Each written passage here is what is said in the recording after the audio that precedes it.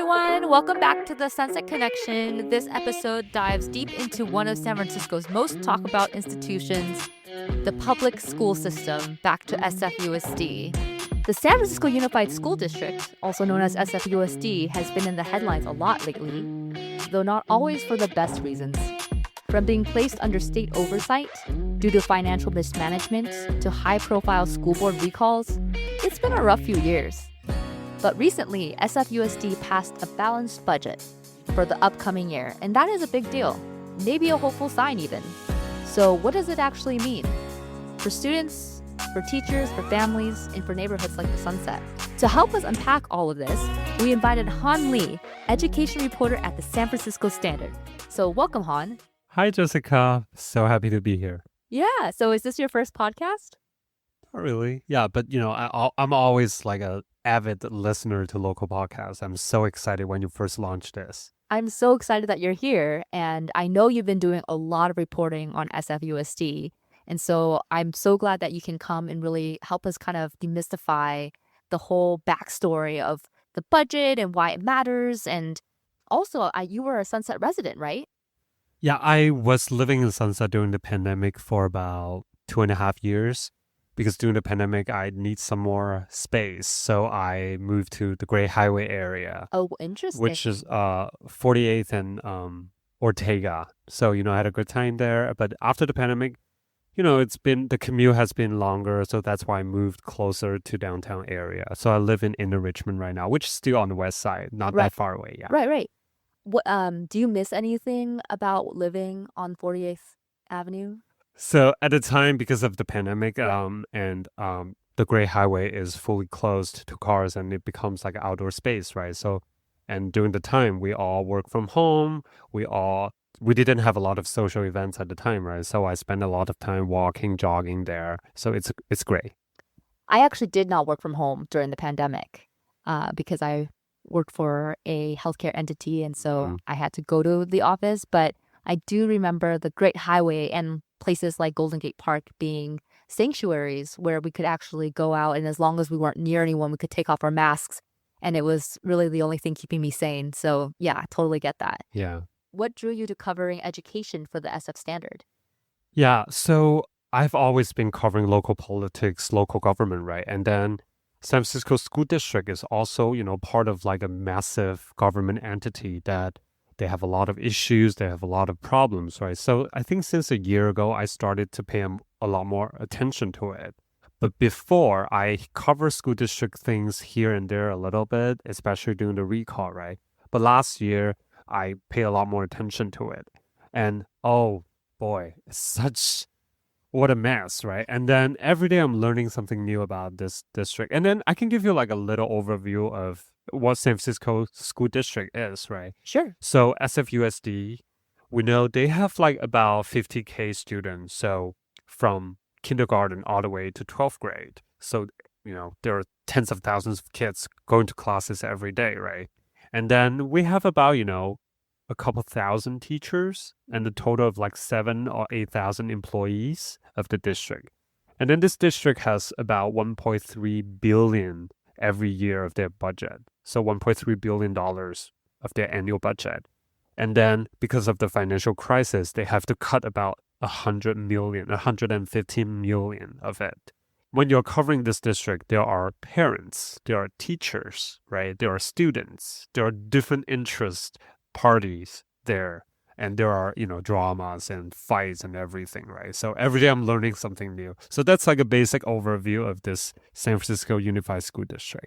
Was there like a specific incident that drew you toward SFUSD? Yeah, I think it was last year. So last year when the state finally decided to downgrade the financial situation of SFUSD to negative, which means, okay, you've been overspending for years. If you keep doing this, you're going to go bankrupt. And that's why the state just coming in and basically give them like a strict control. If you want to spend some money, I need to approve it first.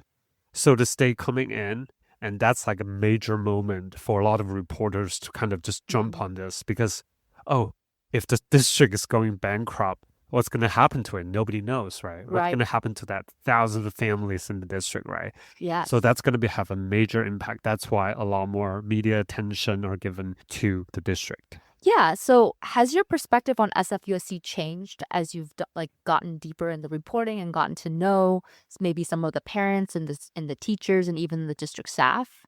Yeah. I think I started to cover a lot more about districts since the lower high school and the school board recall back in 2021 and 2022, right? And that's a highly political period of time. And then since I spent more time to look into the actual district issues since last year, I would say it's comparatively more stabilized right now after the chaotic school closure process late last year. So our new superintendent Maria Su took over the district leadership, I think in October last year. And then she has been, laser focused on the district budget. And there's still here and there's still some scandals or controversies here and there, right? But largely the school board and the school district leadership are focusing on, balance the budget and, student outcome, keep things, very education focused rather than very political issues, right? So the district's largely stabilized, I would say. Would you say that the shift really happened when Maria Su became the superintendent, or were you seeing the shift even before then? Yeah, so I do think after Maria took over the school district leadership, the district is becoming a little less politicized because, before when previous superintendent, we have that super messy school closure process.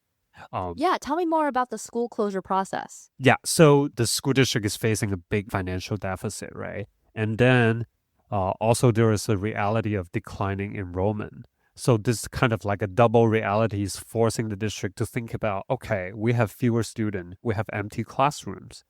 Then what shall we do with those places? And one of the solution is maybe we close some schools, we consolidate some of those classrooms, right? And that's why we had that school closure process last year. And when you want to close schools, it's very personal because, a lot of students might need to like go to different places and then, they might be separated from their friends, right? Basically driving a lot of people to be very engaged and making this process very emotional. And that's why it's such a big mess last year. So that was like a flashpoint. And from what I remember, it happened in September, like the beginning of the school year last year. So that was before Maria was even appointed the superintendent, correct? Yeah, so actually the process started probably in summer or even longer than that, but the actual serious talking about it, it's like summertime. So it spent months deciding, okay, there are some school needs to be closed. Here are some of the requirements. Here are some of the methodology, right? But the process was never that transparent. And then in October, I think there was a bombshell. Okay, these 13 schools are on the list. That list was Oh, published. the list was published in October. Was that right when Maria was appointed, or was that before or after? That's a really good question. And then after the school list was published, the previous superintendent was in that massive controversy and then the massive outcry and massive backlash. Right. And then I think within maybe 2, 3 weeks, he resigned and then Maria Su come in. Yeah. Got it. So do you think that the school closure fiasco was part of the reason why the former superintendent resigned? Definitely. Is that what he said? I don't know if he actually said that. Yeah, definitely. I think he was in that deep controversy at the time, and Wow. within weeks he resigned. Yeah, or forced to quit. Who knows? Wow. So that was a pivotal turning point. But what has Maria Su actually done differently since stepping in, and is it enough to stabilize the district? After the superintendent quit, and then Maria Su took over the leadership of the district, she immediately halted the school closure process and ensured everybody there will be no school closure talk in the next school year. So that's kind of like stabilizing Right. everything Got and it kind of like depoliticized and kind of remove some of the controversy about this. And then at the time, a lot of people have huge confidence in Maria because she's coming from City Hall. She used to work with youth and families, Right. and she has a lot of political support and political connections at the time. So Yes. There's a short period of honeymoon, as we say, like political honeymoon for her. Okay. Yeah. Would you say that she's no longer in the honeymoon period now? Well, it's San Francisco politics, right? So nothing is can last that long peacefully. So because he has to make a lot of painful cuts. Right. So I think the controversy is slightly coming back, but it's not as chaotic as the school closure process. It's not like that now. Yeah. Like what made the school closure process last year so chaotic? And what has she done this year to kind of prevent that chaos? I think school closure is solved. No matter how you do it, it will be controversial, right? But this year, because that's not on the table, so it automatically kind of like making the whole controversy a level lower. You know Got what I it. mean? And then this year, she has to lay off some people. She has to like cut some of the staffing to Right. save money. And, that's a painful process too. But she used a way to encourage people to choose early retirement. Oh, So it becomes interesting. like a voluntary process. Yes. So people would just voluntarily, okay, choose to retire, and then the district saves some budget, right? So that's like one of the key part of her accomplishment, I would say, or achievement, to kind of make this process less painful while also saving the money.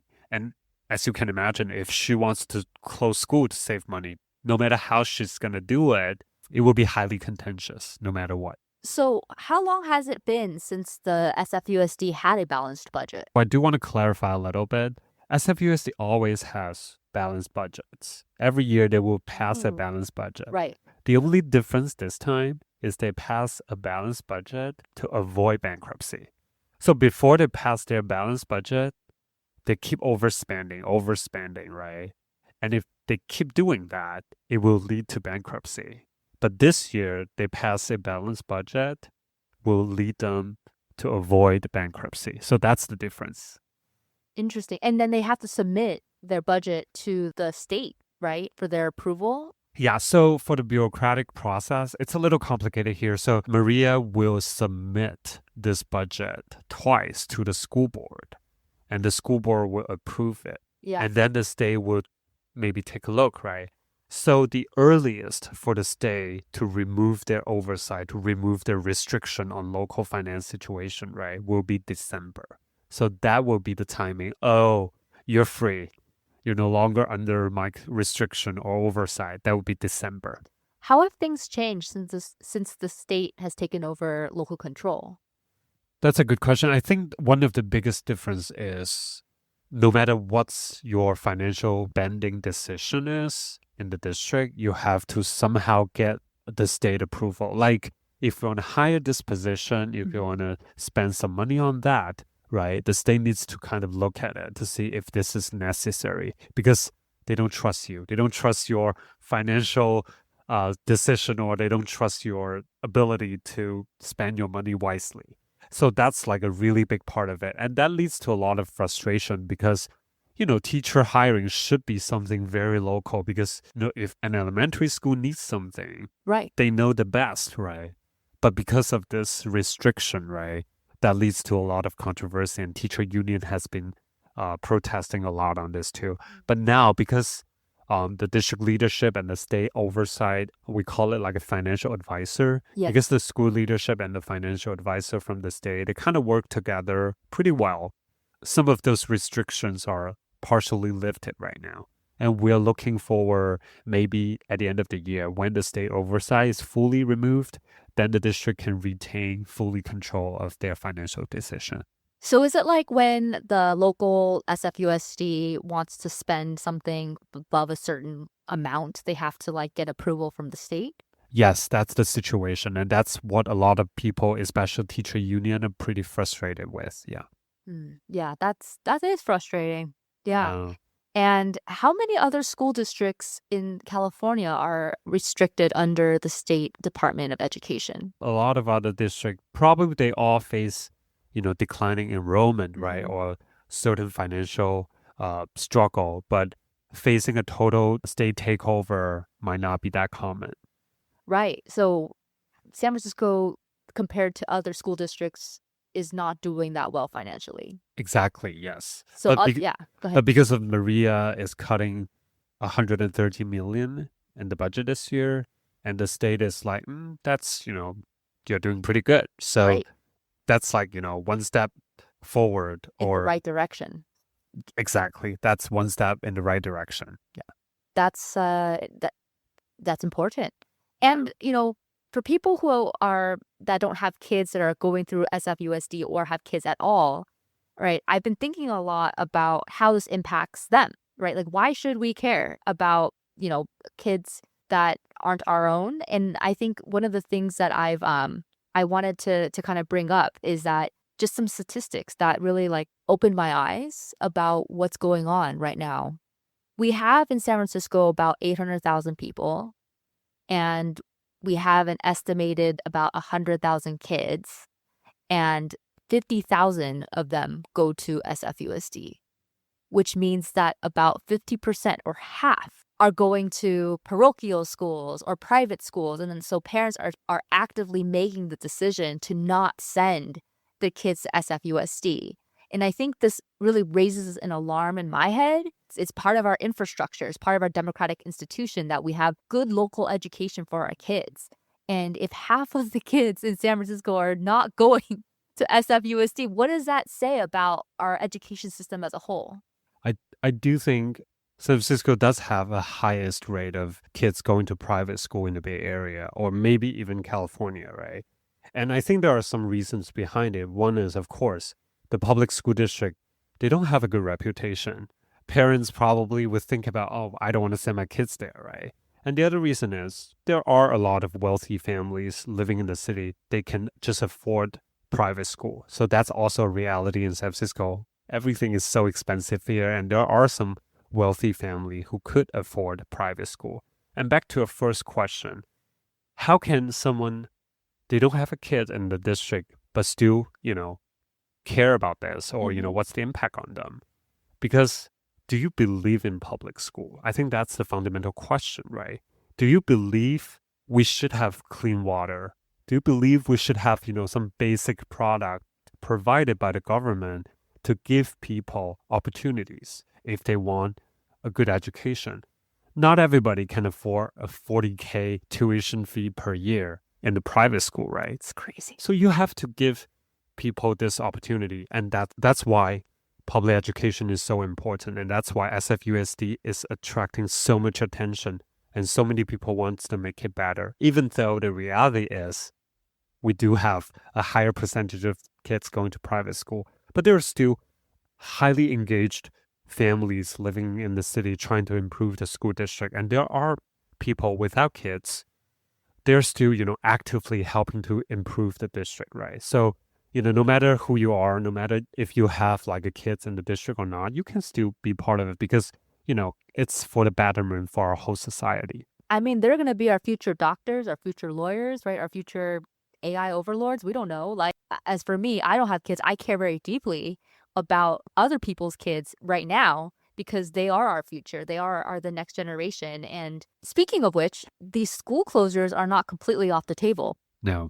So even though we're in a moment where we've taken one positive step in the right direction for SFUSD, which we should celebrate, right? Because it's been a couple hard years. What does the future look like in terms of that conversation?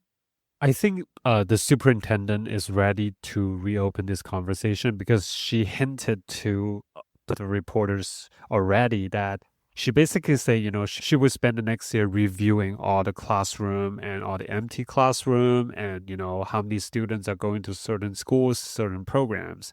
And then she would think about maybe repurpose some of the school to special education or to the kindergarten education or transitional kindergarten. So that's kind of hinting, okay, if certain school, they don't have high enrollment or there are too many empty classrooms, right?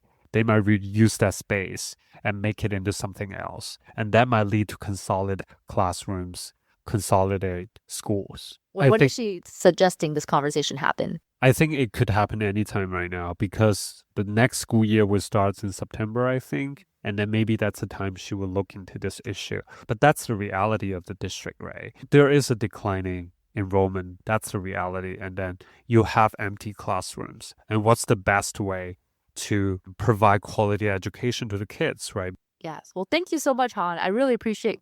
Thank you. Glad to be here. And I will be sure to link all of the articles that you mentioned in the show notes. And if you're interested in reading more about SFUSD, head to SF Standard and look for Han Lee's articles.